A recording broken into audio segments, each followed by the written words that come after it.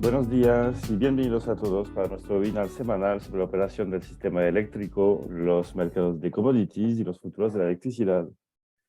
Empezamos mirando la demanda eléctrica, con la evolución de la demanda en los últimos 9 años. La semana pasada seguimos con un repunte de la demanda respecto a las semanas anteriores. Globalmente, lo que es llamativo, y eso ya llevamos en esta situación desde fines de enero, hemos vuelto en niveles similares a años anteriores, incluso superiores a los 2 años pasados. Y eso a pesar de todavía estar en una situación de crisis energética, con altos precios de energía. Para el consumidor por lo menos. Y ahí, bueno, pues lo más probable es que esta subida y este relativamente alto nivel de demanda sea proveniente del clima, de las temperaturas que estamos teniendo, que siguen estando bastante bajas. Y eso es lo que empuja el uso de calefacción eléctrica, entre otros. Digo relativamente alta porque es verdad que seguimos en niveles muy por debajo de los niveles más altos dentro de los 9 últimos años. Pero es verdad que es alto porque llevábamos semanas y semanas y semanas estando por debajo de los niveles de los años anteriores, tanto del 2021 como incluso del 2020. Entonces, por eso es llamativo ver que pues estamos esta semana encima del nivel de 2020, de 2021 y también de 2022, porque es algo que, como decían, llevaba tiempo sin pasar. Y esta situación que empezó hace ya más de 15 días se sigue manteniendo por ahora. Entonces, esta demanda alta pues fue una de las razones para que el precio se mantuviera en niveles altos, marcando un nuevo alto, un nuevo nivel más alto, perdona, para el año 2023, con unos 138 euros a megavatio hora de media semana. Este nivel medio es verdad que con respecto a lo que fue el año pasado no es particularmente alto, pero es el más alto por lo que vamos de año. Básicamente estamos volviendo en los niveles de precio que habíamos tenido cuando se empezó a aplicar el límite al precio del gas el año pasado. Estos precios de 138 de igual forma mantienen el year to date muy por debajo de lo que era el año pasado. El año pasado todavía no había empezado la invasión rusa en Ucrania, sin embargo ya estábamos en una situación muy crítica en el lado del suministro del gas, con precios de gas que eran mucho más altos de lo que son este año. Pero bueno, nos quedamos entonces con este precio a 138 por una demanda alta y también por haber tenido una generación eólica media la semana pasada. No ha sido baja en absoluto, ha sido media. Tuvimos una producción igual bastante relevante, alrededor de un 30% en la 30% del mix en la península ibérica. Con en particular pues bastante generación al principio de la semana, pero es verdad que globalmente si sumamos España y Portugal ha sido bastante estable a lo largo de la semana, aunque un poco más alto al principio. Por otro lado, una producción solar buena, porque es verdad que bueno, pues hizo frío, pero hizo sol también. Y entonces una producción solar buena que alcanzó pues un 9% del mix, lo que es bastante relevante a esas alturas del año, porque todavía estamos en invierno.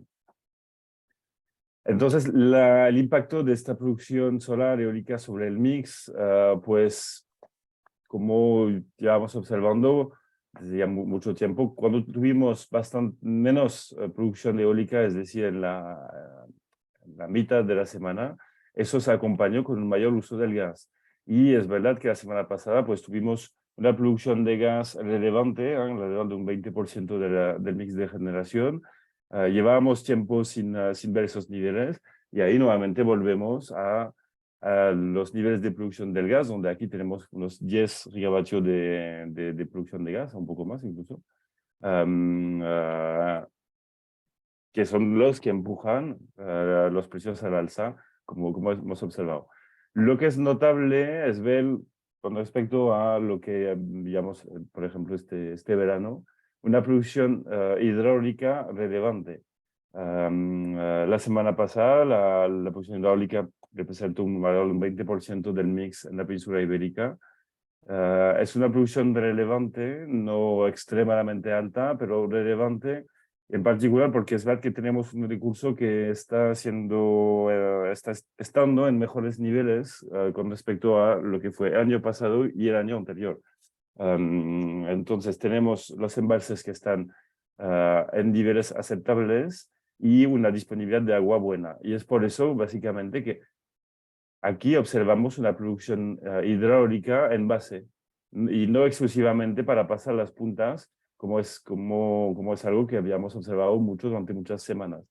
La semana pasada vemos que hay bastante producción en base, es decir, regular a lo largo del día. Incluso mirar aquí el fin de semana, tuvimos alrededor de, sumamos España y Portugal, alrededor de 5 gigavatios de producción base hidráulica a lo largo del día. Y eso es una señal de una buena disponibilidad del recurso hidráulico. Y finalmente notar aquí la pequeña bajada de producción nuclear fue por una indisponibilidad imprevista de Vandellós 2 el domingo.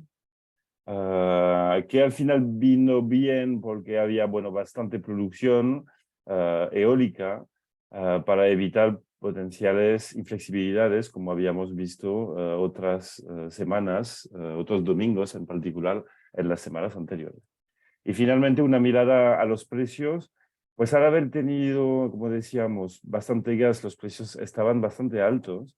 Y lo que es notable en particular ahí es pues la combinación entre solar y eólica, ver que se me olvidó mencionar eso y apoyar bien esta parte. Si miramos el perfil horario que veíamos hace unos minutos, vemos que durante el día la producción de eólica solía bajar.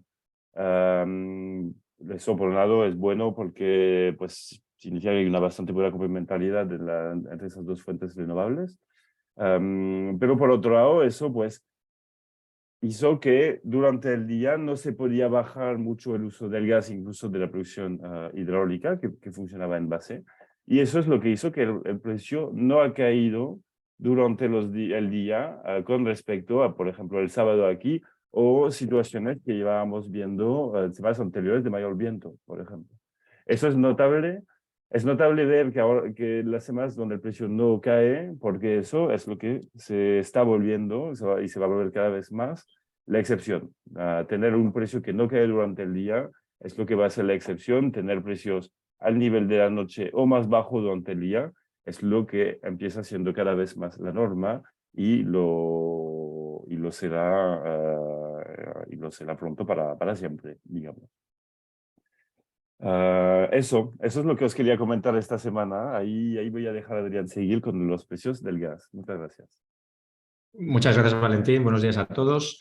Bueno, pues tenemos, fijaros, otra vez una semana parecida a la anterior con muy pocas fluctuaciones en el contrato del mes siguiente, andando en las pérdidas. Ya nos tenemos que ir otra vez a principios de septiembre del 21 para ver precios como los actuales. La semana pasada el contrato del mes siguiente cayó un 6,8% hasta 53,95 y estableció un mínimo en 52,73, que es referencia que digo que no encontramos más que en septiembre del año pasado. Fijaros que ya ayer veíamos otra vez cómo esos precios se habían superado a la baja en 52 y poco, incluso por debajo de 52 se ha roto, que ahí había una resistencia técnica, si es que el análisis técnico sirve para algo en este mercado, pero hay algunos traders que sí que lo siguen.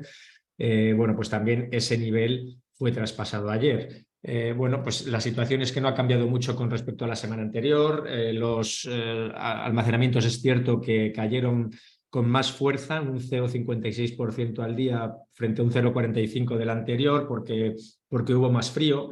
También es verdad que hubo una parada en Troll, en la mayor planta noruega, a finales de semana, pero que duró muy poco, 24 horas, influyó en que cayeron los envíos de ese país a la Unión Europea, pues de los 330, 40 millones de metros cúbicos al día que manda hasta los 275.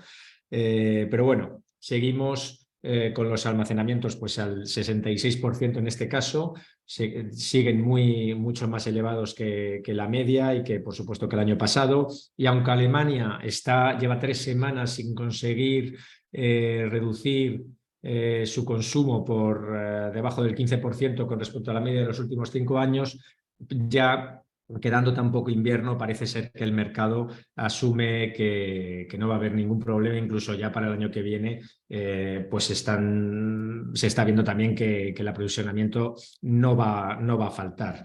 Importante decir que Freeport recibió la aprobación para empezar a cargar gas, y lo que pasa es que todavía está pendiente de recibirlo para la licuefacción. Entonces, digamos, ha empezado ya a enviar alguno, pero de gas que tenía almacenado de antes del incendio, en junio del año pasado, y poco a poco veremos cómo el gas de Freeport empieza a llegar a Europa. Esto ya ha contribuido en toda esta caída, pues también contribuye a que se veía el final del mantenimiento de esa planta o de las reparaciones de esa planta, que ya hemos comentado aquí, que equivale a 20 BCMs anuales, y teniendo en cuenta que gran parte de ese gas pues llegará a Europa, pues es también otro motivo de tranquilidad para el mercado. Importante decir que en enero se consiguió importar la menor cantidad de gas ruso de la historia, 2 BCMs frente a los 7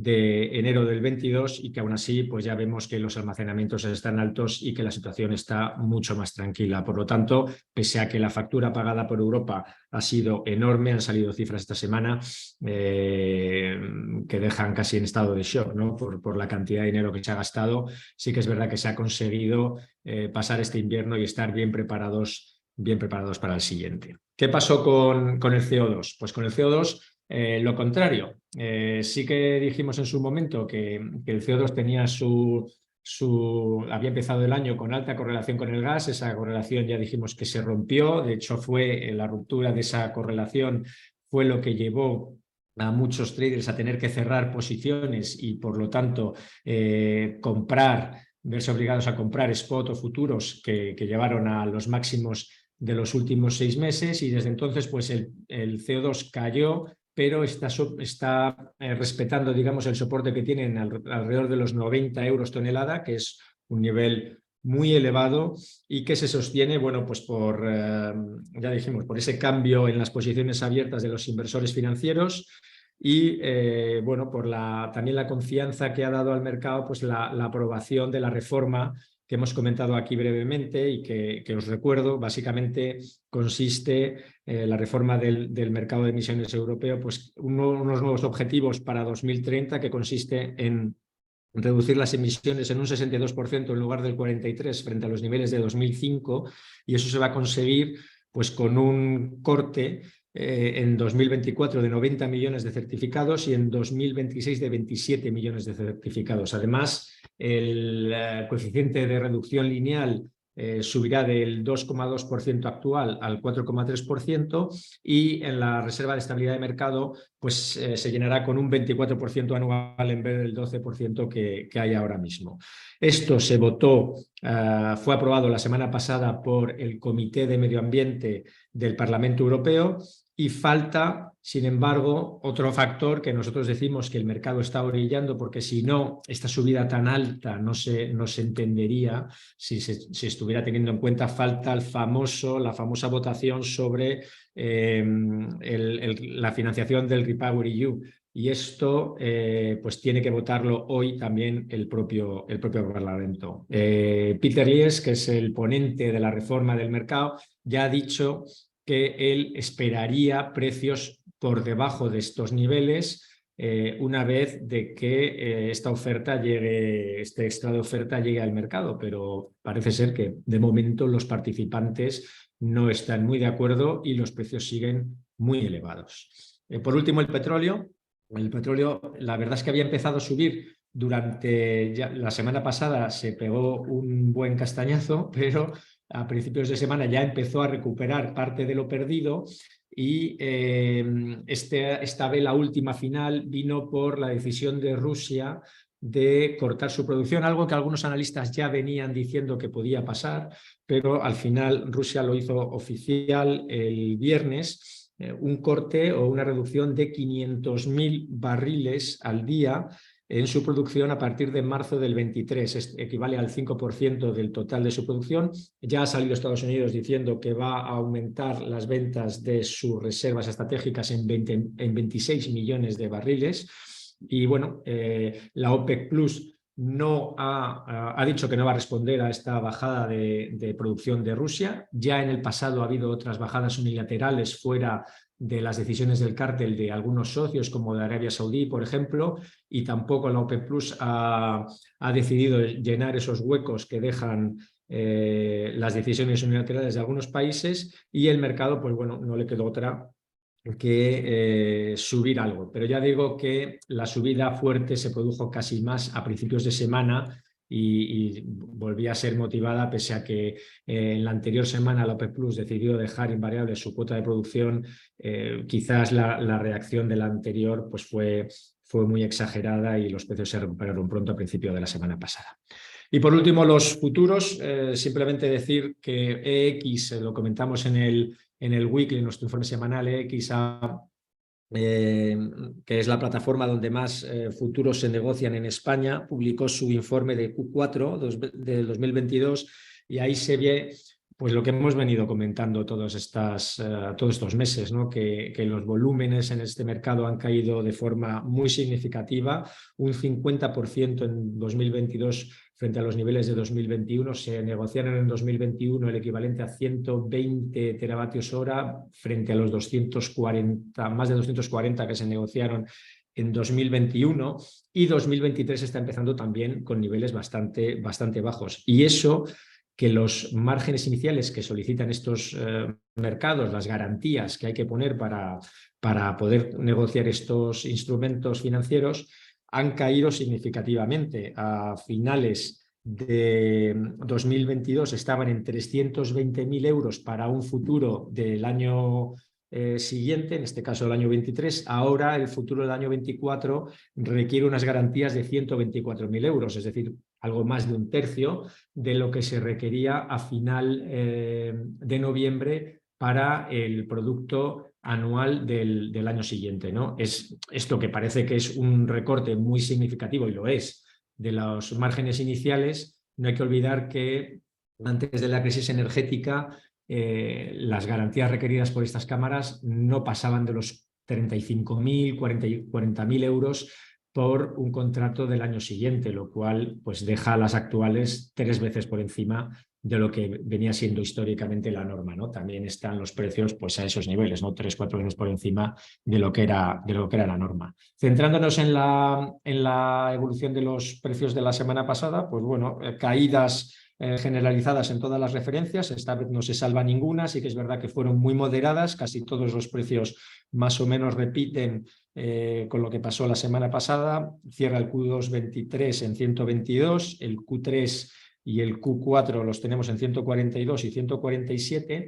El CAL, esto sí, el CAL 24 está en 114, que es mínimo de los últimos meses. Sigue perdiendo, digamos, suelo este futuro, lo está haciendo poco a poco, pero no teníamos estos niveles desde noviembre del año pasado. Y el CAL 25, pues también se aleja de los máximos, aunque este todavía no pierde valor significativamente, y está en 87,5 euros megavatio hora tras haber perdido un 0,6 en la semana. Esto era todo por mi parte, muchas gracias y hasta dentro de 7 días. Gracias, Adrián. Os deseamos un buen día, una buena semana. Nos vemos el próximo martes. Hasta luego.